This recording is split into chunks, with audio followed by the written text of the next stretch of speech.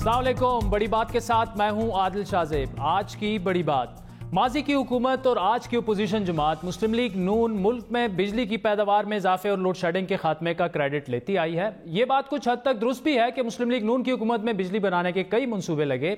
एक मुताद अंदाजे के मुताबिक साबिक हुकूमत ने तकरीबन 12,000 मेगावाट बिजली बनाने वाले 39 मंसूबे लगाए। जहां लीगी हुकूमत ये मंसूबे लगाती रही, वहीं इन मंसूबों में करप्शन और बद इंतजामी के इल्जामात भी लगते रहे। इन मंसूबों में से एक मंसूबा शमसी तवानाई से चलने वाला कायद-ए-आज़म सोलर पावर प्लांट भी है। भावलपुर के करीब 2600 एकड़ रकबे पर मुहित इस मंसूबे से 1000 मेगावाट बिजली बनती थी। साबिक वज़ीर-ए-आज़म नवाज शरीफ ने 5 मई 2015 को इस मंसूबे के हवाले से बड़ा दावा किया था। डेजर्ट था और आज उस पर इंशाल्लाह 100 मेगावाट बिजली जो है वो जनरेट हो रही है। इसको अब मजीद 9 से आप ज़रब दें तो इंशाल्लाह कल जाके ये 900 मेगावाट बिजली जनरेट करेगा, जो पाकिस्तान में सोलर का सबसे बड़ा कारखाना नहीं बल्कि दुनिया में सोलर का सबसे बड़ा प्लांट। ताहम अब ये मंसूबा करप्शन के इल्जामात, नैब की इंक्वायरी, सुप्रीम कोर्ट में केस और ऑडिट की जद में है। इस वक्त मौजूदा हुकूमत ने हाल ही में साबिक हुकूमत के लगाए गए तमाम बिजली मंसूबों के ऑडिट कराने का ऐलान किया था। कायद-ए-आज़म सोलर प्लांट, और ये दुनिया का, एशिया का नहीं, पाकिस्तान का नहीं, जनूबी एशिया का नहीं, ये दुनिया का सबसे महंगा सोलर प्लांट है। लिहाजा हुकूमत ने यह फैसला किया है इन तमाम प्लांट्स के ऊपर ऑडिट का हुक्म दिया गया है। अब इन ऑडिट्स की, जिसकी वफाकी वज़ीर इत्तलात का जिन्होंने तस्करा किया, इब्तिदाई तफसीलात सामने आने लगी हैं। कायद-ए-आज़म जो सिविल पावर प्लांट था उसमें मुबैना करप्शन के हवाले से वज़ीर आला पंजाब के स्पेशल मॉनिटरिंग यूनिट की खुसूसी रिपोर्ट में इंकशाफ हुआ है कि कायद-ए-आज़म पावर कंपनी में तकरीबन महंगे ठेके दिए गए, ज़मीन की खरीदारी में मुबैना तौर पर घपले हुए। ये वाज़ेह है कि कायद-ए-आज़म सोलर पावर प्रोजेक्ट का जो तखमीना था वो $131 मिलियन रखा गया था, जिसको 3 मरहलों में मुकम्मल होना था। दूसरी जानिब इस मंसूबे में मुबैना तौर पर 1 अरब 20 करोड़ रुपए की करप्शन हुई। और बड़ी बात से गुफ्तगू करते हुए नैब के तर्जुमान ने इस बात की तस्दीक की कि यह तहकीकात अभी जारी हैं। नैब के बकौल ठेकेदार ने मनपसंद अफराद को आगे ठेके दिए। इस मंसूबे से मुतालिक यह भी एतराज होता है कि भावलपुर की शदीद गर्म आबो हवा में बिजली की इतनी पैदावार मुमकिन ही नहीं, तो फिर वहां पे सोलर प्लांट लगाए क्यों गया। साथ ही जहां पे ये सोलर पार्क तामीर हुआ वहां वाइल्ड लाइफ पार्क था जिसको खत्म कर दिया गया, जिससे इलाके की बायोडाइवर्सिटी को भी नुकसान पहुंचाया गया। इन एतराजात के बावजूद भी इस मंसूबे का लगाना काफी सवालात जरूर खड़े करता है। दूसरी जानिब मुस्लिम लीग नून ने हाल ही में इन मंसूबों से मुतालिक हुकूमती इकदामात को सियासी इंतकाम करार देकर JIT बनाने का मुतालबा किया था। दुनिया के सबसे कम फ्यूल इस्तेमाल करने वाले जो LNG के प्लांट्स हैं वो बंद पड़े हैं, तो मैं गुजारिश करूंगा कि एक JIT बनाई जाए और ये पता कराया जाए कि ये सैकड़ों अरब का नुकसान जो है मुल्क का, जो इस हुकूमत और उसके वज़ीर की नाअहली से पैदा हुआ, इसके जिम्मेदार कौन लोग हैं। जो पावर प्लांट्स आपने लगाए उन्होंने ऐलान किया है कि उनका भरपूर ऑडिट किया जाएगा। सवाल यह है कि क्या आप इन इल्ज़ामात को कोर्ट ऑफ लॉ में फेस करने के लिए तैयार हैं? मैं आज से नहीं, मैं अपनी 2 जनरेशन्स की अकाउंटेबिलिटी के लिए तैयार हूँ और मैं अपने वालिद साहब की ज़िंदगी की भी अकाउंटेबिलिटी करवाने के लिए तैयार हूँ और ख़ुद जिम्मेवारी उठाने के लिए तैयार हूँ उनके हर एक्ट की। तो बिस्मिल्लाह करें ना, हम तो वेट कर रहे हैं कि अल्लाह करे ये इस किस्म की अकाउंटेबिलिटी करके तो दिखाएं। उवैस लगारी साहब के बकौल मुस्लिम लीग नून तैयार है अपने ऑडिट के लिए, अपने आबाओ अजदाद के ऑडिट के लिए भी। अब देखेंगे कि सवालात के लिए कितनी तैयार है मुस्लिम लीग नून।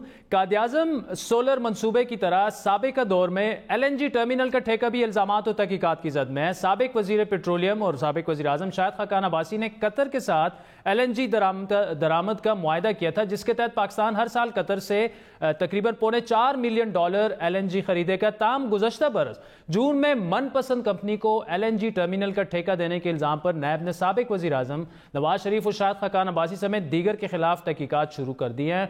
और इसी केस में साबिक वज़ीर ख़जाना मिफ्ता इस्माइल भी नैब के रडार पर हैं, जिन्होंने आज नैब में पेश होकर उन 30 सवालात के जवाब दिए जो उनसे गुज़श्ता जब वो पेश हुए तो उनसे पूछे गए थे। नैब के मुताबिक ज़रूरत पड़ने पर मिफ्ता इस्माइल को दोबारा बुलाया जा सकता है। ये तमाम मामलात کس نہج پر جائیں گے اور کیا واقعی سابقہ دور میں لگائے گئے بجلی کے منصوبوں میں گھپلوں کے الزامات درست ہیں؟ بات کریں گے سابق وزیر خزانہ مسلم لیگ نون کے سینئر رہنما مفتاح اسماعیل ہمارے ساتھ موجود ہیں. مفتاح اسماعیل صاحب، thanks for joining us. Quaid-e-Azam solar power plant کے آڈٹ کی ابتدائی تفصیلات سامنے آ چکی ہیں. اس کے مطابق زمین کی خریداری میں گھپلے ہوئے، مہنگے ٹھیکے دیے گئے، قومی خزانے کو اربوں کا نقصان ہوا. یہ وہ منصوبہ ہے جس کا افتتاح کرتے ہوئے نواز شریف صاحب نے اسے تاریخی منصوبہ قرار دیا تھا، لیکن اس میں اب معاملات تسلی بخش نہیں دکھ رہے. شکریہ عادل بھائی. بڑی اچھی بات ہے کہ اس کا آڈٹ ہو رہا ہے، اور میں نے سنا ہے کہ فورینزک آرڈر کیا گیا ہے، اور اللہ کی مہربانی سے اب تک جو بھی چیزیں آرڈر ہوئی ہیں، دیکھیں 6 مہینے سے پی ٹی آئی کی حکومت آ چکی ہے، ہم 8 مہینے سے جا چکے ہیں، اب تک کوئی ایک ایسی کوئی بات نہیں آئی ہے، ایسا کوئی خدا نہ خواستہ کوئی الزام نہیں آیا ہے، کوئی کریڈیبل الزام کسی منصوبے پہ، چاہے وہ پنجاب حکومت کے ساتھ ہو، چاہے وہ وفاقی حکومت کے ساتھ ہو. اور جو اس پہ بھی اگر یہ بات کرنا چاہتے ہیں، آڈٹ کرنا چاہتے ہیں، تو بالکل کر لیں، اس میں کوئی بری بات نہیں ہے. تسلی کر لیں، قوم کو بھی تسلی ہو جائے، سب کو تسلی ہو جائے کہ اللہ کی مہربانی سے جو کام ہوا تھا وہ صحیح ہوا تھا، شفاف طریقے سے ہوا تھا. اور اچھا مفتاح صاحب، 100 میگا واٹ بجلی پیدا کرنے کا ہدف رکھا گیا. نواز شریف صاحب نے اپنے خطاب میں کہا کہ اسے 9 سے ضرب دے دیں. پھر ابھی پیدا جو ہوئی اس کے بعد 18 میگا واٹ بجلی اس میں پیدا ہوئی. بڑا سوال یہ کہ 2015 میں یہ دعویٰ کر کے منصوبے کا افتتاح کیا گیا کہ یہ پاکستان کا تاریخی منصوبہ ہوگا، لیکن سال 2 سال میں وہ پرفارم نہیں کر پایا، تو پھر اس کو پرائیویٹائز کرنے کی کوشش کی گئی. اگر تاریخی منصوبہ تھا، سب کچھ ٹھیک تھا، امبیزلمنٹ بھی نہیں ہوئی، تو پھر اس کی نچکاری کرنے کی کوشش کیوں گئی آپ کے دور میں؟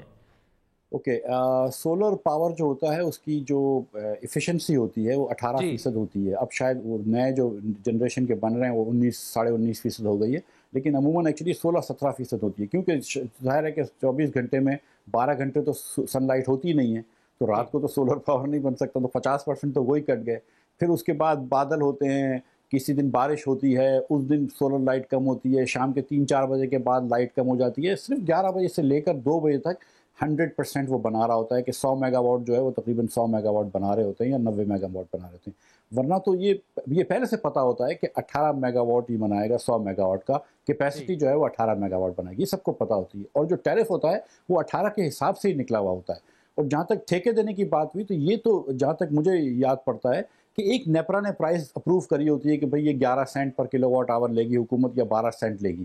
اس کے بعد وہ ایک انویسٹر لگاتا ہے، وہ اب کتنے میں ٹھیکے دے اس سے کوئی تعلق نہیں ہے، کیونکہ ہم نے تو اس کو 11 یا 12 سینٹ کے جو بھی ہم نے اگری کرا تھا وہی پرائز دینی ہوتی ہے. ویدر اس کی ٹھیکہ مہنگا ہو سستا. اگر منصوبہ اچھا تھا، اچھا پرفارم کر رہا تھا، ملک کو ضرورت بھی ایسے منصوبوں کی تھی، تو پھر اس کی نچکاری کی ضرورت کیوں پیش آئی؟ شہباز شریف صاحب خود لندن گئے تھے اس پاور پلانٹ کو روڈ شو میں شوکیس کرنے. کیا وجہ تھی کہ آپ you wanted to get rid of it؟ ہم تو جو 3 ہم نے پاور پلانٹس لگائے تھے بکی، بلوکی اور حویلی میں، جس میں سے 2 وفاقی حکومت کے تھے، وہ بھی کوشش کر رہے تھے کہ پرائیویٹائز کر دیں. یہ کیا ضرورت ہے کہ حکومت کے اندر چلتے رہیں؟ پرائیویٹ سیکٹر اس کو بخوبی چلا سکتا ہے. ہم اپنے پیسے جو ہے وہ نکال لیں جو ہم نے انویسٹمنٹ کرا تھا. اس وقت تو اس لیے کرا تھا کہ پرائیویٹ سیکٹر اتنا آ نہیں رہا تھا، اس پہ ٹائم لگتا ہے، بجلی کی بہت سخت ضرورت تھی، اور اس کو پرائیویٹائز کرتے تو اس میں کیا حرج ہے؟ بہت ساری ایسی چیزیں ہوتی ہیں جو حکومت کو نہیں چلانی چاہیے. اب تو بڑی یہ بات کہی جاتی ہے پبلک ایڈمنسٹریشن وغیرہ کے اندر کہ حکومت کو اپنے کام کرنے چاہیے، کورٹس چلائے، پولیس اسٹیشنز چلائے، یہ چیزیں کرے، اور جو نجی کاروبار ہے وہ اس کو چھوڑ دیں. ہاں وہ پاکستان سے باہر تو نہیں جا رہے تھے، وہ بجلی بنا کے پاکستان کو ہی دے رہے ہیں، عوام کو ہی دے رہے ہیں. تو اگر نجی شعبے میں دیکھیں، اگر کوئی سکھ انڈسٹری ہو اس کی نشکاری کریں تو سمجھ میں آتی ہے. جیسے پی آئی اے ہے، اسٹیل مل ہے، جتنا ان کا خسارہ ہے، اربوں پاکستان کو، پاکستانیوں کے پیسوں سے، جیبوں سے وہ پیسے جاتے ہیں، اس طرف آپ کا فوکس ہونا چاہیے تھا. ایک منصوبہ پہلے ہی اچھا چل رہا ہے آپ کے بقول، بڑا وہ کامیاب منصوبہ تھا، اس کی نچکاری کرنے کی بات سمجھ میں نہیں آتی، کیوں ضرورت پیش آئی آپ کو؟ دیکھیے اول تو یہ پرائیویٹائز نہیں ہوا ہے، اگر یہ ابھی تک نہیں ہوا جی، لیکن آپ نے کوشش کی تھی. بلکہ مجھے لیکن جہاں تک میں نے سنا ہے کہ جو 3 پاور پلانٹس ہیں اس کو بھی شاید نئی حکومت جو ہے وہ پرائیویٹائز کر رہی ہے، اور میرے خیال سے سچی بات ہے کہ وہ کر دینا چاہیے. اس چیز کا انتظار نہیں کرنا چاہیے کہ اچھا چلتا ہوا ادارہ جو ہے وہ خراب ہو جائے، اس سے پہلے کہ وہ خراب ہو حکومت میں اس کو پرائیویٹائز کر دینا چاہیے. میرے خیال سے دیکھیں پوری دنیا اس طرف چلے گئی ہے. اب کئی دنیا میں ایئر لائنیں حکومت کی نہیں ہوتی، اسٹیل ملیں حکومت کی نہیں ہوتی، پاور پلانٹس حکومت کے نہیں ہوتے. ہماری حکومت کا ویسے ہی ہاتھ پورے بھرے ہوئے ہیں، اتنے کام ہماری حکومت کے پاس ہیں. آپ کو کروڑوں بچوں کو تعلیم دینی ہے، آپ کے ہاں ملک میں لا اینڈ آرڈر کے ایشو ہیں. چلے یہ تو پرائیویٹائزیشن کی بات ہوئی، کیوں کیا جا رہا تھا جب وہ اچھا ایک بڑا زبردست پروجیکٹ تھا. لیکن بہاولپور کے اگر کلائمیٹ کی بات کی جائے وہ تو سولر پلانٹ کے لیے موضوع ہی نہیں ہے. وہاں پر اکثر درجہ حرارت 45 سے اوپر ہو جاتا ہے, جس پر آپ کا پاور پلانٹ اس طرح ایفیشنٹ نہیں ہوتا, بجلی اس طرح کی ریکوائرمنٹ وہ اماؤنٹ پیدا ہی نہیں کر سکتا. دوسرا وہاں پر ایک وائلڈ لائف پارک تھا جہاں پہ یہ آپ نے بنایا تھا, اس سے بایو ڈائیورسٹی وہاں کی متاثر ہوئی. کہیں ایسا تو نہیں تھا کہ جس کسی کی یہ زمین تھی اس کو فائدہ پہنچانے کے لیے سب کچھ کیا گیا؟ عادل بھائی, میں فرسٹ آف آل یہ تو میں یقین سے آپ کو کہہ سکتا ہوں کہ شہباز شریف اس قسم کا آدمی نہیں ہے کہ کسی کو فائدہ پہنچانے کے لیے ایسی کوئی چیز کرے. وہ مطلب یہ اس قسم کا اس کا ریکارڈ نہیں ہے, ٹریک ریکارڈ نہیں ہے, نمبر ایک. نمبر دو, میرا یہ خیال ہے جہاں تک کہ یہ جو چولستان کے پاس جو ڈیزرٹ ہے وہاں پر سن لائٹ بہت زیادہ ہوتی ہے. یہ ہماری حکومت میں پہلے سے اسٹڈی ہوئی تھی کہ وہاں پہ سن لائٹ بہت زیادہ ہوتی ہے اور کلاؤڈ کور بہت کم ہوتا ہے. That's why it's desert area, تو بارش نہیں ہوتی, کلاؤڈ کور کم ہوتا ہے. ورنہ پنجاب آپ کو پتہ ہے کافی ہریالہ ہے, تو اس کے اندر اور جگہ نہیں ہے. سندھ کے اندر آپ کے پاس جگہ ہے, ونڈ کوریڈور بھی بڑا اچھا ہے اور سولر کوریڈور بھی بڑا اچھا ہے, اور بلوچستان میں ہوگا, لیکن کے پی وغیرہ کے اندر کیونکہ بارش زیادہ ہوتی ہے یا پوٹوہار کے ریجن میں وہاں نہیں ہو سکتا. یہ زمین میرے خیال سے حکومت کی تھی چولستان ڈیزرٹ کی, میرا نہیں خیال ہے کہ کسی پرائیویٹ سیکٹر کی تھی. چلے یہ تو آپ نے بڑا اچھا بتا دیا بڑی بات میں, یہ سرکاری زمین تھی, کیونکہ خبر جو سامنے آئی جس میں انکوائری رپورٹ میں کہا گیا کہ جی زمین جو تھی اس میں بھی خرد برد کی گئی, تو آپ نے اس کا بڑا زبردست ایک جواب دے دی. ایل این جی انکوائری کی بات کرتے ہیں مفتاح اسماعیل صاحب. جس دن آپ کو سوال نامہ دیا گیا تھا ہماری ملاقات بھی ہوئی تھی اور آپ نے یہ کہا تھا کہ ابھی تک آپ نے سوال نامہ پڑھا نہیں ہے. آج آپ نے اس سوال نامے کا جواب بھی داخل کر دیا ہے. اب تو بتا دیں کہ کیا پوچھا گیا تھا اس میں, اور کیا آپ سمجھتے ہیں کہ آپ نیب کو مطمئن کر پائے ہیں ایل این جی انکوائری میں؟ اگر بھائی مجھے نہیں پتا کہ مجھے یہ ڈسکلوز کرنا چاہیے کہ سوال کیا تھے, میں نیب سے پوچھ لوں گا. مجھے کوئی حرج نہیں ہے ڈسکلوز کرنے میں. بڑے جنرل سے سوال تھے کہ یہ ٹھیکہ آپ نے اس کمپنی کو کیوں دیا ہے, کنسلٹنٹ یہ والا کیوں ہائر کیا تھا, کسی اور کو کیوں نہیں ہائر کیا, کیا آپ نے قوانین کی تمام جو قانون کی جو تمام جو ریکوائرمنٹس تھیں وہ پوری کری تھیں, آپ کا کیا رول تھا اور دوسرے لوگوں کا کیا رول تھا. ایک جنرل سوال پوچھے تھے, اور یہ بنڈل اپروچ نہیں تھی یا انڈیویجول اپروچ تھی, یہ کیوں تھی. اور میری جو بات بھی ان سے ہوئی تھی تو بڑے اچھے ماحول میں ہوئی تھی, بڑے اچھے لوگ تھے اور بڑا عزت کے ساتھ انہوں نے بات چیت کری تھی. تو مجھے کوئی حرج نہیں ہے, میں نے ان کو سوال کا جواب دے دیا. اگر یہ پھر بھی مجھے بلاتے ہیں تو ایک اسلام آباد کی ٹرپ مجھے لگانی پڑتی ہے. اچھا مفتاح صاحب, کل گورنمنٹ ایک بانڈ لانچ کر رہی ہے بیرون ملک اوورسیز پاکستانیوں کے لیے. کہا یہ جا رہا ہے کہ وہ ان کی انویسٹمنٹ کو اٹریکٹ کرنا چاہ رہا ہے, اور انٹرسٹنگلی ڈالر میں اب میرے خیال میں تو پہلی دفعہ آپ کسی ایسی چیز میں جو ہے وہ انویسٹ کر سکتے ہیں. فارن ایکسچینج ریزروز کا ہمارا مسئلہ ہے, اس سے وہ بھی حل ہوگا. اور اے پی آر انہوں نے رکھا ہے 6.25%. تو اگر میں اوورسی پاکستانی پہلے تھا, لیکن اب اگر ہوتا تو میں ضرور اس میں انویسٹ کرتا. ایز اے اکانومسٹ کیا آپ سمجھتے ہیں کہ is this the step in the right direction? جی میں بالکل سمجھتا ہوں کہ یہ اچھا اسٹیپ ہے. ایسے کہتا چلوں کہ ہماری حکومت میں یہ کام ہم نے شروع کرا تھا کرنے کا, لیکن ہم نہیں کر سکے اور انہوں نے کر لیا. ہم تکمیل نہیں کر سکے اس کام کو, ہم نے کام شروع کر دیا تھا.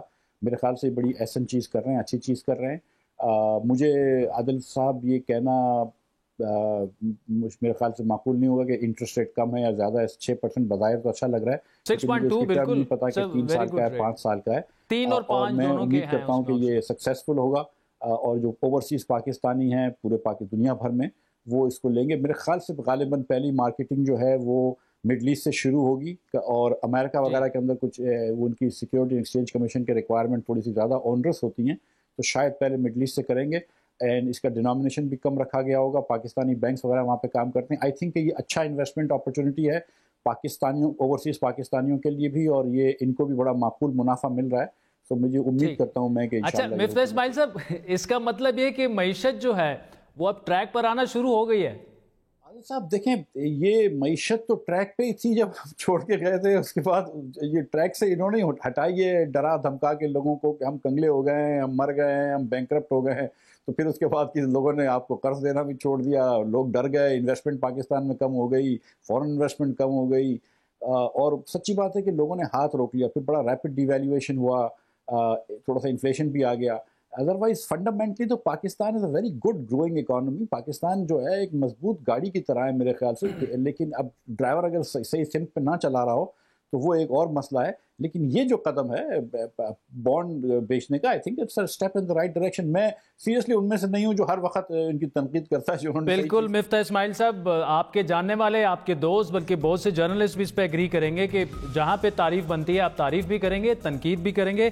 ناظرین، وقت ہوا چاہتا ہے ایک بریک کا، جس کے بعد بات ہوگی وفاق اور سندھ کے درمیان جو معاملات جس طرف جا رہے ہیں، بالکل ٹکراؤ کی صورتحال پیدا ہو گئی ہے پیپلز پارٹی اور تحریک انصاف میں. اس کے علاوہ پاکستان سے انسانی سمگلنگ یا ہیومن ٹریفکنگ ایک بہت بڑا ایشو ہے، اور آج بڑی بات کی تحقیق میں آپ کو یہ بتائیں گے کہ کیسے ایف آئی اے اور پی آئی اے کے کچھ لوگ جو ہیں وہ ہیومن ٹریفکنگ میں ملوث ہیں. ایک بہت بڑی انکوائری لانچ کی گئی تھی اور وہ انکوائری رپورٹ جو ہے اس کی تفصیلات ہمارے پاس ہیں. ہمارے ساتھ رہیے.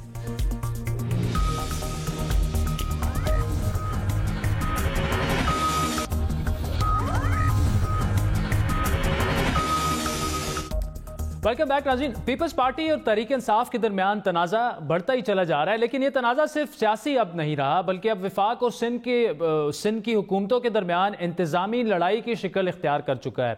پانی کی فراہمی ہو، ہاسپٹلز کے کنٹرول کا معاملہ ہو یا کراچی گرین لائن ہو، سندھ کو وفاق سے عدم توجہ کی شکایت ہے. تو وفاق شکایت یہ کرتا ہے کہ سندھ حکومت فنڈز کا صحیح استعمال نہیں کر رہی. حال ہی میں سپریم کورٹ کے ایک حکم نے کراچی کے 3 بڑے ہاسپٹل، جناح پوسٹ گریجویٹ میڈیکل سینٹر، اس کے علاوہ این آئی سی وی ڈی اور این آئی سی ایچ کا کنٹرول جو ہے وہ وفاق کے سپرد کرنے کا حکم دے کر اس تنازع کو مزید بڑھا دیا ہے. سندھ حکومت اس حکم کو 18ویں ترمیم پر حملہ قرار دے رہی ہے.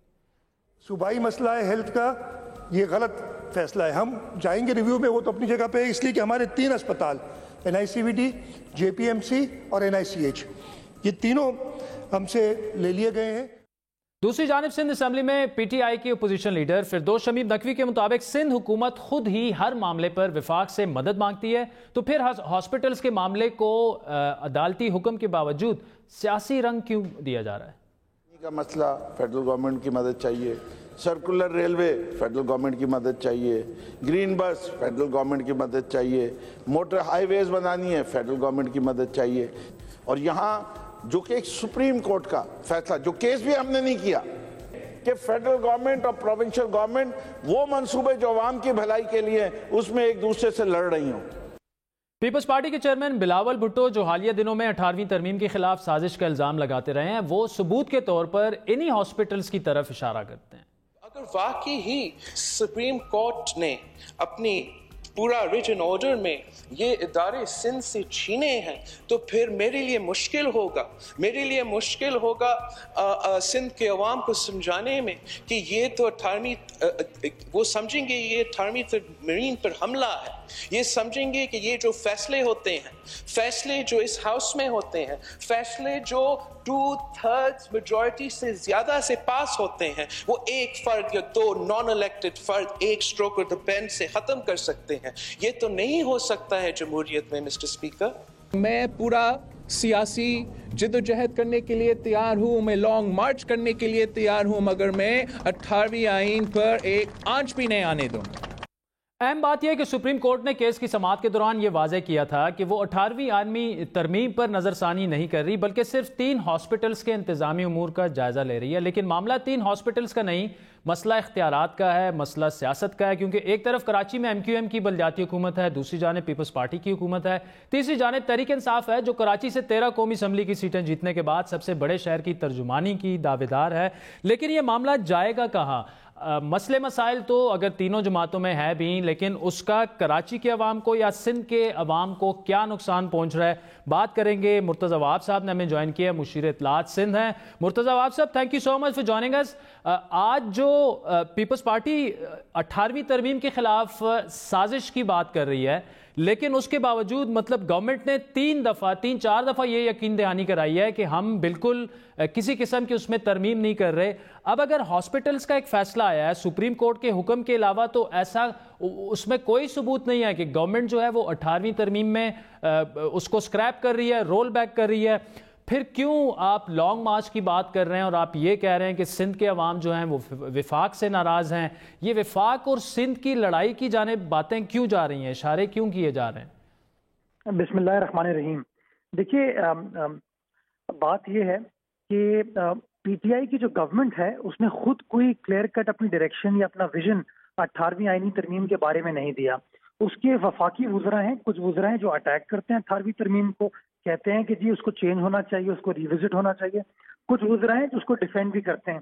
تو میں سمجھتا ہوں کہ بہتر یہ ہوتا اس کنفیوژن کو کلیئر کرنے کے لیے اگر وزیر اعظم پاکستان کسی روز اسمبلی کے فلور پہ کوئی پالیسی سٹیٹمنٹ دے دیتے, اگر وہ اسمبلی آتے کبھی, تو میں سمجھتا ہوں یہ ساری کنفیوژن کلیئر ہو جاتی.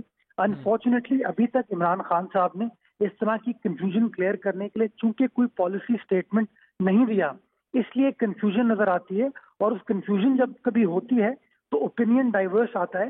تو چونکہ وہ ڈائیورسفائڈ ایک اوپینین چل رہا ہے, اس لیے چیئرمین پیپلز پارٹی نے اپنا پالیسی سٹیٹمنٹ, اپنا موقف دیا کہ جی 18ویں ترمیم کا بنیادی مقصد تھا کہ آپ صوبوں کو خود مختار کریں, صوبوں کو مستحکم کریں, کیونکہ جو شخص خیرپور میں بیٹھا ہے, جو شخص لورا لائی میں بیٹھا ہے, اس کے لیے یہ رحیم یار خان میں بیٹھے ہوئے شخص کے لیے اسلام آباد میں ایکسیس حاصل کرنا بڑا مشکل کام ہے. اس کو اسلام آباد کی کسی بابو کو کنونس کرنا تو اپنی مشکلات. مرتضی عواب صاحب وہ بالکل آپ کی بات درست ہے, لیکن یہ فیصلہ تو سپریم کورٹ نے کیا ہے کہ 3 جو ہاسپٹلز ہیں وہ وفاق یہاں سے دیکھے گا. اس سے تو پی ٹی آئی کا تو کوئی لینا دینا نہیں ہے. تو پھر پی ٹی آئی کو کیوں کہا جا رہا ہے کہ جی آپ کی وجہ سے جو ہے وہ سندھ کو اختیارات سے محدود کیا جا رہا ہے, ہمارے اختیارات جو ہیں وہ چھینے جا رہے ہیں. یہ تو سپریم کورٹ میں آپ ریویو میں بھی چلے گئے ہیں, آج مراد علی شاہ صاحب نے بھی یہ کہا ہے, لیکن یہ تو پیپلز پارٹی ورسز عدالتوں کا جو معاملہ ہے وہاں پہ یہ طے ہو جانا چاہیے تھا. دیکھیں نہیں, 2 مختلف چیزیں ہیں. اختیارات کے بارے میں جو پاکستان پیپلز پارٹی یا سندھ گورنمنٹ اپنا موقف رکھ رہی ہے وہ کچھ اور ایشوز کے اوپر ہے. اختیارات کی جب ہم بات کرتے ہیں تو ہم بات کرتے ہیں کہ این ایف سی کے تحت سندھ گورنمنٹ کو وفاق سے پچھلے 6 مہینے کے اندر 90 ارب روپے ٹرانسفر ہونے تھے این ایف سی ایوارڈ کی مد میں. ہمیں وہ 90 ارب روپے کا شارٹ فال ہے, اس لیے سندھ گورنمنٹ پروٹیسٹ کرتی ہے. مطلب آپ کے مرتضی عواب صاحب, آپ کے جو کنسرنز ہیں وہ یہ صرف 3 ہاسپٹلز تک نہیں ہے, یہ تو ابھی جو آپ باتیں کر رہے ہیں یہ تو دیر از اے لاٹ مور ٹو اٹ. ایبسلیوٹلی. دیکھیں نا, اگر سندھ گورنمنٹ یا پاکستان پیپلز پارٹی یہ کہتی ہے کہ آئین پاکستان اس بات کو اشور کراتا ہے آرٹیکل 158 میں کہ جس صوبے کے اندر گیس دریافت ہوگی پہلا حق جو ہے اس صوبے کی عوام کو ہوگا, لیکن انفارچونیٹلی ڈسپائٹ دا فیکٹ کہ صوبہ سندھ سے پاکستان کی 70% گیس نکلتی ہے, سندھ کی عوام کو, سندھ کے گھریلو صارفین کو, سندھ کے صنعتی صارفین کو, سندھ کے جو ٹرانسپورٹ میں سی این جی یوز کرنے والے لوگوں کو گیس کی لوڈ شیڈنگ کا سامنا ہے. دریائے سندھ سے ایٹریبیوٹ ہوتا ہے. فلور آف دا ہاؤس پہ وزیر پانی نے یہ فرمایا کہ ماضی میں سندھ صوبے کے ساتھ زیادتی ہوئی ہے, اس کے پانی کو چوری کیا گیا ہے, اور اس نے اشور کرایا صوبہ سندھ کو کہ آپ کے حصے کا پانی یہ تحریک انصاف کی حکومت آپ کو دے گی. سندھ گورنمنٹ نے اسٹیٹمنٹ کو ویلکم کیا اس امید کے ساتھ کہ وزیر اعظم یا وفاقی کابینہ میک شور کرے گی کہ سندھ کے باسیوں کو ان کے حق کا پانی ملے گا, لیکن آج تک اس چیز کے اوپر بھی کوئی مداوا نہیں کیا گیا. آپ کراچی شہر کی بات کر رہے تھے, کراچی کے لیے سندھ گورنمنٹ پچھلے 3 سال سے محنت کر رہی ہے کہ ہمیں سی سی آئی کے اندر کامیابی مل جائے کہ کراچی شہر کے لیے اضافی 1200 کیوسک پانی مل سکے. لیکن اگین جب پی ٹی آئی کی گورنمنٹ آئی ہم نے بڑی امید شو کی کہ شاید کراچی سے ان کو سیٹیں ملی ہیں, کچھ مینڈیٹ ملا ہے یہ کراچی والوں کہ اس مینڈیٹ کا لاج رکھتے ہوئے کراچی کو پانی پرووائڈ کریں گے. اگین اس کے اندر کوئی پیش رفت نظر نہیں آتی. ٹھیک ہے, اچھا مرتضی عواب صاحب دیکھیں, ایک بات تو میں آپ کو یہ کہہ دوں کہ آپ سندھ کی بات کر رہے ہیں, خیبر پختونخوا جس میں 5 سال اس سے پہلے بھی تحریک انصاف کی گورنمنٹ رہی ہے, ابھی بھی میجورٹی انہی کی ہے, بلکہ 2/3 میجورٹی لے کے وہ اس دفعہ آئے ہیں. کل رات میں وہاں پہ تھا, پوری رات وہاں پہ گیس کی لوڈ شیڈنگ تھی, تو وہ تو وہاں پہ تو ان کی گورنمنٹ ہے, وہاں پہ کیوں یہ ہو رہا ہے؟ کیا آپ نہیں سمجھتے کہ شاید یہ معاملہ اس سے تھوڑا سا بڑا ہے, کیونکہ اس سے پہلے سوئی صدرن اور ناردرن کے ایم ڈیز کو بھی سیک کیا گیا اسی وجہ سے, تو یہ معاملات شاید اتنے زیادہ برے نہیں ہیں, اس وجہ سے نہیں ہو رہا کہ چونکہ سندھ میں آپ کی گورنمنٹ ہے, شاید یہاں پہ کچھ کسی سے کچھ نہ کچھ مس مینج ہو رہا ہے, یہ وجہ بھی تو ہو سکتی ہے. بالکل آپ نے صحیح فرمایا کہ کسی سے مس مینج ہو رہا ہے, اور مینج کرنے کا اختیار کس کے پاس ہے؟ وفاقی حکومت کے پاس ہے.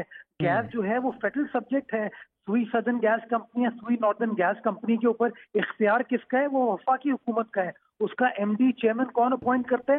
وہ وفاقی حکومت کرتی ہے. تو اگر کنٹرول ان کے پاس ہے اور اس کے اندر کوئی مس مینجمنٹ ہو رہی ہے, اگر پاکستان کی عوام کو ان کی حق کی چیز نہیں مل رہی, تو دیٹ شوز کہ federal government has failed to deliver.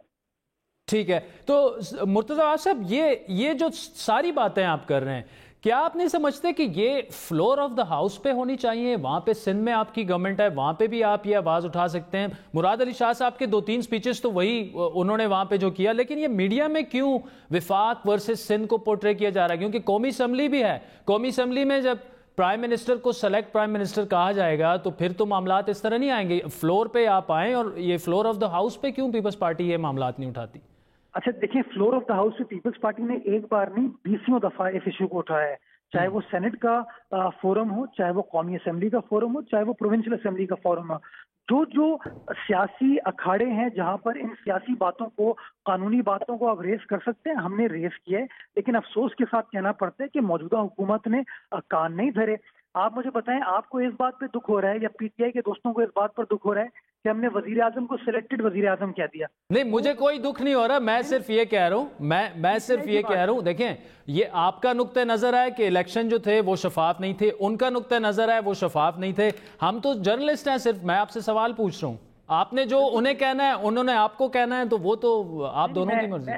میں آپ کو ایٹریبیوٹ نہیں کر رہا تھا. میں کہہ رہا ہوں کہ تحریک انصاف جو ہے اس کو اعتراض اس بات پہ ہے کہ آپ وزیر اعظم کو سلیکٹڈ وزیر اعظم کہتے ہیں. وہ کیوں کہتے ہیں؟ ٹھیک ہے، آپ یہ سوچیں کہ وہی وزیر اعظم، وہی عمران خان فلاں آدمی کو چور کہتا ہے، فلاں کو ڈاکو کہتا ہے، فلاں کو رشوت خور کہتا ہے. تو دوسروں کے لیے ان کے اصول ڈیفرنٹ ہیں، بٹ ان کے بارے میں اگر بات کی جائے تو ان کو پریشانی ہو جاتی ہے. بھائی اگر تم لوگوں کی عزت کرو گے، اگر تم لوگوں کا احترام کرو گے، لوگوں کی تکریم کرو گے، تو لوگ تمہاری عزت کریں گے. لیکن جب آپ بار بار بغیر کسی ثبوت کے، بغیر کسی شواہد کے، بغیر کسی کورٹ آرڈر کے اگر اس طرح کی تہمتیں لگائیں گے، اس طرح کی الزام تراشی کریں گے، نہ صرف پاکستان میں بلکہ پاکستان سے باہر جا کے، اگر آپ کو تو بات کرنی چاہیے کہ پاکستان ایک زبردست ریاست ہے جہاں پہ اچھا کام ہو رہا ہے. آپ وہاں جا کر بھی پاکستان کی جگ ہنسائی کرتے ہیں اور وہاں جا کر بھی آپ پاکستان کے بارے میں نیگیٹو باتیں کرتے ہیں. تو میں سمجھتا ہوں اپوزیشن کا یہ کرٹیسزم جو ہے وجہ ہے، ہمارا ڈیموکریٹک رائٹ ہے اور ہم اس کو ایکسرسائز کر رہے ہیں. ٹھیک ہے، مرتضی عواد صاحب مشیر اطلاعات سندھ ہمارے ساتھ ہیں. تھینک یو سو مچ. ناظرین، وقت ہوا چاہتا ہے ایک بریک کا، جس کے بعد صداقت عباسی صاحب تشریف لا چکے ہیں. بریک کے بعد ہم ان سے اس پر بھی جوابات لیں گے. اس کے علاوہ بھی 2-3 بڑے اہم سوالات ان کے سامنے یہ رکھیں گے کہ وفاقی کابینہ جو جس طرح کے بیانات کچھ وزراء دیتے ہیں وہ سبکی کا باعث بن رہے ہیں. تو کیوں ایسے ہوتا ہے؟ کیوں وہ اپنی تیاری نہیں کرتے پریس کانفرنسز کرنے سے پہلے یا ٹی وی ٹاک شوز میں آنے سے پہلے؟ ہمارے ساتھ رہیے.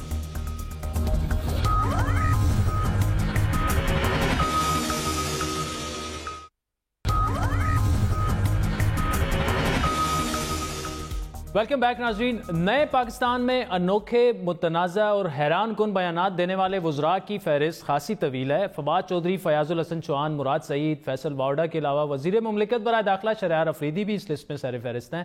تاہم باقیوں کی طرح اب شہریار افریدی کو بھی ان بیانات کی وجہ سے سبکی کا سامنا کرنا پڑ رہا ہے. گزشتہ روز اسلام آباد ٹریفک پولیس کی تقریب میں شہریار افریدی سے سوال ہوا کہ آپ نے یہ دعویٰ کیا کہ اسلام آباد میں جرائم کی شرح میں کمی آئی ہے، اس کے علاوہ آپ نے قومی اسمبلی میں غلط اعداد و شمار جمع کروائے.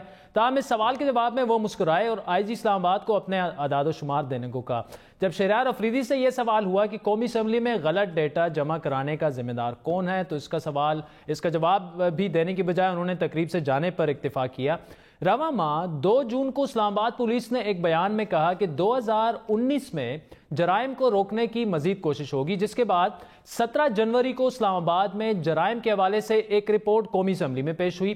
تاہم اس رپورٹ اور پولیس کے اعداد و شمار میں کافی فرق ہے، تضاد ہے. قومی اسمبلی میں یہ بتایا گیا کہ 2017 میں اسلام آباد میں 105 اور 2018 میں 85 قتل ہوئے. تاہم پولیس کے مطابق 2018 میں 85 نہیں بلکہ 106، جبکہ 2017 میں 105 نہیں بلکہ 85 قتل ہوئے. اسی طرح پارلیمنٹ میں یہ بتایا گیا کہ 2017 میں 39 ڈکیتیاں ہوئیں جبکہ 2018 میں 28 ڈکیتیاں ہوئیں. مطلب یہ بتایا گیا کہ 18 میں جرائم کم ہوئے ہیں، 17 میں زیادہ ہوئے تھے. لیکن پولیس کے مطابق 2018 میں 33 ڈکیتیاں ہوئیں جو 2017 میں صرف 16 تھیں. ڈان کی رپورٹ کے مطابق ایک پولیس آفیسر نے نام نہ لینے کی شرط پر یہ بتایا کہ 2018 اسلام آباد میں جرائم کے حوالے سے بدترین سال تھا. تاہم شہریار افریدی کے پاس اس تضاد کا کوئی جواب نہیں تھا، اور یہ بھی پہلی بار نہیں ہوا کہ وزیر مملکت کے دعوے اور حقیقت میں تضاد پایا گیا ہو. کچھ ماہ قبل انہوں نے اسلام آباد میں منشیات کے حوالے سے حیران کن اور تشویشناک دعویٰ کیا تھا. آپ حیران ہوں گے، ایک سروے جو اسلام آباد کے ٹاپ نوٹ سکولز کا کیا گیا، 75% بچیاں गर्ल्स, मेरी और आपकी जो आने वाली नस्लों के लिए अल्लाह जरिया बनाएगा, वो क्रिस्टल राइस यूज करती है। 45% बच्चे यूज करते हैं। अब आपको जो शहरियार अफरीदी साहब ने कहा, उनका ये दावा हकीकत से कितना करीब है वो दिखाते हैं। ऐसा नहीं है कि यहाँ पे स्कूल कॉलेजेस में नहीं है, but not to this extent. जिस एक्सटेंट पे इसको फील किया जा रहा है या जिस एक्सटेंट पे कहा जाता है perception is more than the reality. The reality is it is not more than 4 to 5%। इस तनाजुर में यह सवाल बार बार उठ रहा है कि हुकूमती उज़रा और अहम ओहदेदार बयानात देने से पहले क्या अपने फैक्ट्स एंड फिगर्स चेक करते हैं। बात करेंगे तहरीक इंसाफ के रहनुमा सदाकत अबाई साहब हमारे साथ मौजूद हैं। सदाकत अबाई साहब, आप भी जब अगर वज़ीर बन जाते हैं तो तैयारी करेंगे या छोड़ देंगे तैयारी? बहुत शुक्रिया आदिल। अभी आप बात कर रहे थे कि हमारे वज़रा जो असेंबली में बयान देते हैं वो इंटीरियर मिनिस्टर का बयान और पुलिस का बयान अलग है जी। तो मैं आपको प्रोसीजर बताना चाहता हूँ कि जो इंटीरियर मिनिस्टर असेंबली में तकरीर करते हैं या सेनेट में, वो उनको पूरी मिनिस्ट्री के लोग आके ब्रीफ करते हैं और इंटीरियर मिनिस्ट्री ही पुलिस से सारी इंफॉर्मेशन लेती है। अगर कहीं कोई मिस्टेक अगर हो भी गई है तो वो काफ़ी बड़ा मतलब गलती है, ऐसी बात नहीं है। आम तकारीर में बात करते हुए कोई फिगर्स, खासकर जब हम परसेंटेज की बात करते हैं, आप ये कह दें कि जी मुनशियात में 45% फीमेल हैं। हाँ। इसका मतलब ये होता है कि अगर 100 लोग मुनशियात करते हैं तो 55 मेल हैं और 45 फीमेल हैं। इन फिगर्स को तो मिसकोट करने का पॉसिबिलिटी हो सकती है, लेकिन ये कह दें आपके जी पुलिस के फैक्ट्स और हैं और वजीर ने असेंबली में कोई और बात की है, तो वो बनती नहीं है। करवाए ना, नहीं वो उन्होंने सबमिट करवाए ना। देखिए दोनों में एक जो पैटर्न देखा गया ना सदाकत अबाई साहब, उसमें 2018 को बेहतर बताने की कोशिश की गई है। 2017 से जब नून लीग की गवर्नमेंट थी तो इस्लामाबाद के फिगर्स डकैतियों के भी हमने दिखाए और जो मर्डर्स हुए थे वो भी उसमें। आदिल, मैं आपकी बात समझ गया हूँ। आपने ये अपने इब्ताइये में ये बताया कि वो उस मिनिस्ट्री ने या मिनिस्टर साहब ने 2018 को बेहतर साबित करने के लिए गलत फिगर्स दिए। नहीं, हाँ, मैं ये नहीं कह रहा, मैंने तो अवाम के सामने ये चीज़ें रखी है ना कि इस तरह हुआ था कि कौमी असम्बली में ये फिगर्स गए हैं, इंटीरियर मिनिस्टर साहब ये बोले हैं, उन्होंने बयान दिया है, पुलिस ऑफिशियल्स ने ये फिगर्स जो हैं वो जारी किए। अब मैं आपको यही मैं आपको एक गलती बताना चाहता हूँ कि जब कौमी असम्बली में या सेनेट में सवाल आता है, सवाल जमा होता है, सवाल रिस्पेक्टिव मिनिस्ट्री में जाता है, इंटीरियर मिनिस्ट्री के ऑफिस से मैंने खुद शहरियार अफरीदी साहब को देखा बैठ के वो तैयारी करा रहे होते हैं, मिनिस्टर ने या पार्लियामानी सेक्रेटरी ने वहां बोलना होता है, बाकी सारी तैयारी इंटीरियर मिनिस्ट्री के लोग कराते हैं और इंटीरियर मिनिस्ट्री ने फैक्ट्स पुलिस से लेने होते हैं। तो मुझे समझ नहीं आ रही कि इसमें मिनिस्टर को आप कहां गलत साबित करना चाह रहे हैं। हो सकता है नहीं गलत साबित करना चाह रहा सर। इंटीरियर मिनिस्ट्री किसके अंडर आती है? जाहिर है पुलिस मिनिस्टर के अंडर है, मिनिस्टर और पुलिस इंटीरियर मिनिस्ट्री के अंडर है। शहरियार अफरीदी। तो गलती जिसकी भी है, अगर ये गलती असेंबली में गलत फैक्ट्स की हुई है, ये काफी बड़ी सजा है। और अगर जिसके सवाल के जवाब में, जिस मेंबर के सवाल के जवाब में गलत फिगर्स दिए हैं बकौल आपके या आपकी रिपोर्ट के, तो वो अब उस पर उसका इस्तेकाक मजरू होता है और वो उन इदारों को बुला सकते हैं। तो मेरा ख्याल है कि इसकी बात को दोबारा तहकीक कर ले कि वो पुलिस और इंटीरियर मिनिस्ट्री दो अलग फिगर्स दे नहीं सकते। अगर कहीं गलती हुई है, मिनिस्टर सिर्फ वहां प्रेजेंट कर रहा होता है, सारा पूरे डिपार्टमेंट इसमें इन्वॉल्व होता है। नहीं, वो तस्दीक की तो जरूरत ही नहीं ना भाई साहब, वो तो पुलिस के ऑफिशियल्स के फिगर्स भी तस्दीक शुदा हैं और जो कौमी असम्बली में जमा हुए हैं वो भी हमने तहकीक करके जिस भी ऑफिसर ने ये गलती की है कि ज़ाहिर है मिनिस्टर ने फैक्ट्स जुबानी तो याद नहीं किए होते, मिनिस्टर को ये तो नहीं पता होता कि किस थाने में कितनी वारदातें हुई हैं, वो पुलिस के जरिए इंटीरियर मिनिस्ट्री के पास आती हैं और इंटीरियर मिनिस्ट्री के जो लीगल साइड के जो कॉन्स्टिट्यूशनल साइड के लोग होते हैं वो आके मिनिस्टर को उसका जवाब देते हैं ताकि जो ऑनरेबल मेंबर है कि सरकारी ऑफिसर्स या ब्यूरोक्रेसी अगर किसी से कोई शरारत करना शुरू हो गए। नहीं, मेरा नहीं ख्याल कि उनकी नौकरी खतरे में होती है। सियासतदान शरारत कर सकता है, उसकी नौकरी पक्की होती है। जो ब्यूरोक्रेट होता है, अगर कहीं गलती पकड़ी गई जो आप मेंशन कर रहे हैं तो उस बंदे को सजा होगी जिसने गलत फैक्ट्स लिए। ठीक है, अच्छा ये बताएं, आप ब्रेक में आपने मुर्तज़ा वाब साहब हमारे साथ थे, उनको भी सुना। ये विफाक और सिंध के जो मामलात हैं इनको तय क्यों नहीं कर लिया जाता? आप लीडरशिप को बताएं कि यार खत्म करें। सिंध बड़ी मज़े का खेज बात है पीपल्स पार्टी वालों की कि पूरे पाकिस्तान में किसी जगह कोई 18वीं तरमीम की बात नहीं कर रहा और उनकी 18वीं तरमीम खतरे में पड़ी हुई है। जब आप एहतसाब की बात करेंगे, मुस्लिम लीग नून को जमहूरियत खतरे में और पीपल्स पार्टी को 18वीं तरमीम खतरे में लगेगी। आप देख लें हुकूमत की तरफ से, मैं कल भी मैंने पीएम साहब के साथ हमने 1.5 घंटा जो स्पोक्स पर्सन है हमें हमारी ब्रीफिंग थी, तो کسی جگہ پہ اس طرف کا اشارہ ہی نہیں ہے. پیپلز پارٹی کی کسی بات کو کنسیڈر ہی نہیں کر رہے. اپنی گورننس کے ایشوز پہ جہاں جہاں ویکنیسز ہیں, آگے جو کانسٹیٹیوشنل جو آگے آپ نے لیجسلیشن کرنی ہے اس پہ باتیں ہو رہی ہیں, نیا پاکستان ہاؤسنگ پہ بات ہو رہی ہے, اور دیگر پنجاب کے ایشوز پہ بات ہوتی رہی ہے ہی نہیں ذکر. وہ صرف پیپلز پارٹی والے کرنا کیا چاہتے ہیں. پنجاب کا کون سا ایشو بزدار صاحب؟ نہیں, پنجاب میں جو ہم نے ریفارمز کرنے ہیں پولیس کے اور دیگر اداروں کے, اور جو اچھا میں سمجھے شاید بزدار صاحب آپ اپنے مطلب کی خبر سننا چاہتے ہیں تو آپ کی مرضی ہے. ویسے بڑی کلیئر بات ہے کہ ہم سمجھتے ہیں کہ اگر کمپیئر کریں ترچی ٹوپے والے بابو شہباز شریف سے بزدار صاحب کو, تو یہ لاکھوں درجے بہتر ہیں. شہباز شریف کا گیٹ اپ جو بھی تھا, پرفارمنس پہ تو آپ کیا پرفارمنس تھی؟ پوری دنیا لوگوں کو گولیاں مارنا, پولیس برباد, سی ٹی ٹی برباد, کرپشن, 40 ارب روپے کے اشتہار میڈیا کو, اس پہ اپنے فوٹو لگا کے.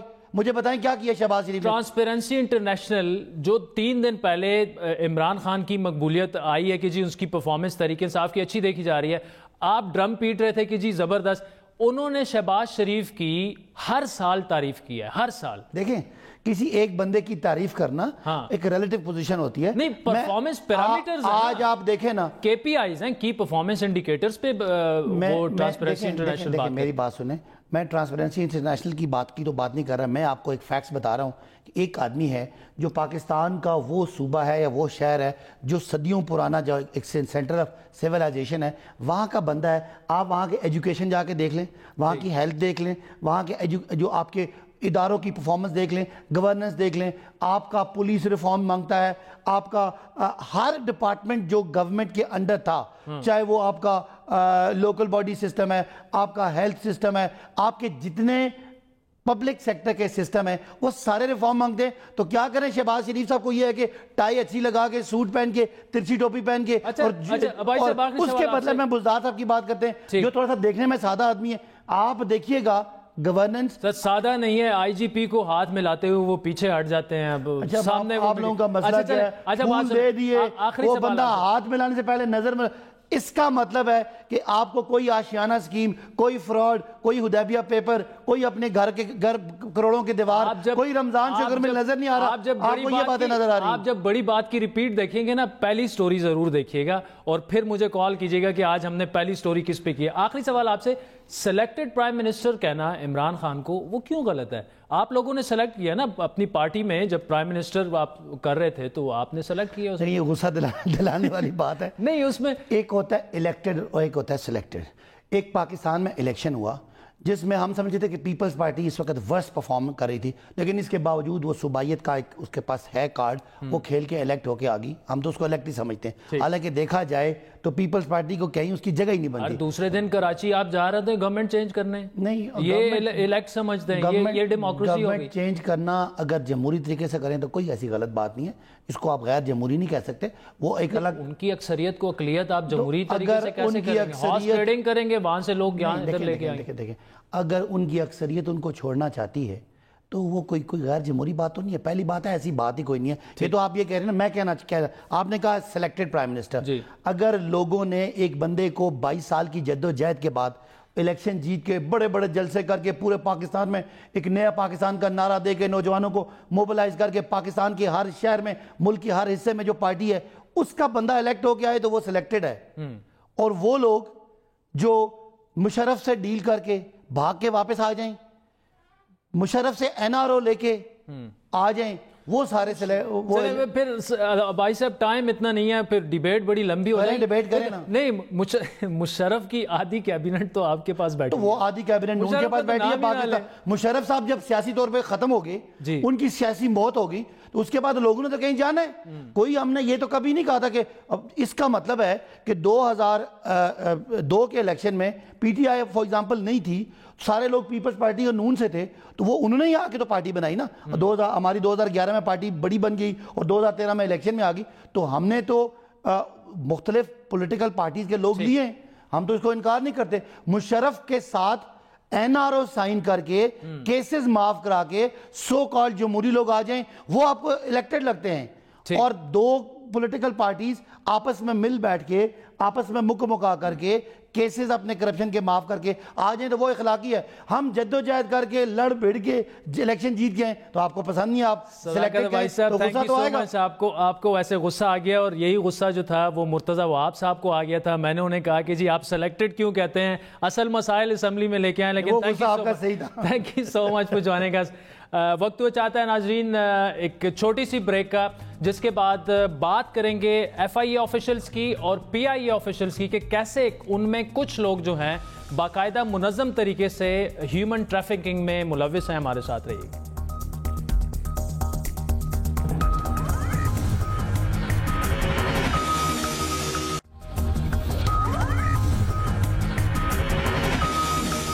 ویلکم بیک ناظرین. پاکستان سے انسانی اسمگلنگ کون کر رہا ہے, کون غیر قانونی طور پر لوگوں کو بیرون ملک لے جا کر ملک کی بدنامی کا باعث بن رہا ہے؟ اس کا جواب یہ ہے کہ اس گھناؤنے کاروبار میں اسی ادارے کے لوگ ملوث ہیں جس کی ذمہ داری اس غیر قانونی دھندے کو روکنا ہے. بڑی بات کی ایکسکلوسیو معلومات کے مطابق ایف آئی اے اور پی آئی اے میں منظر عام پر آنے والے ایک بڑے اسکینڈل کے مطابق پاکستان سے انسانی اسمگلنگ میں ایف آئی اے, ایئرپورٹ امیگریشن اور پی آئی اے کے حکام کا ایک منظم گروہ ملوث پایا گیا ہے. حال ہی میں ایف آئی اے کی جانب سے کی جانے والی ایک انکوائری کے مطابق گزشتہ 5 سالوں میں اس گروہ نے 3000 سے زیادہ افراد کو غیر قانونی طور پر یورپ کے کئی ممالک اسمگل کیا. اہم بات یہ ہے کہ اس اسکینڈل کا انکشاف اس وقت ہوا جب 2015 میں برٹش انٹیریئر منسٹری کی جانب سے, ہوم منسٹری کی جانب سے باقاعدہ طور پر پاکستانی حکام کو یہ اطلاع دی گئی کہ پاکستان سے غیر قانونی طور پر انسانی اسمگلنگ کی جا رہی ہے, اور اسی خط میں ایف آئی اے کے ملوث ہونے کا انکشاف بھی کیا گیا. برٹش حکام کے مطابق پاکستانی حکام کو ثبوت کے طور پر کچھ تصاویر بھی بھیجی گئیں جن میں انسانی اسمگلنگ میں ملوث ہونے کے گروہ کے کارندوں کی نشاندہی بھی کی گئی تھی. ایف آئی اے حکام کی جانب سے کی گئی تحقیقات کے مطابق یہ گروپ 25 لاکھ روپے کے عوض پاکستان سے لوگوں کو غیر قانونی طور پر باہر بھجوانے کی ضمانت دیتا ہے. یہ منظم گروہ مختلف ٹریول ایجنٹس, ایف آئی اے حکام اور ایئرپورٹ پر امیگریشن کی مدد سے افراد کو بغیر چیکنگ کے جہاز میں منتقل کرنے میں مدد کرتے ہیں.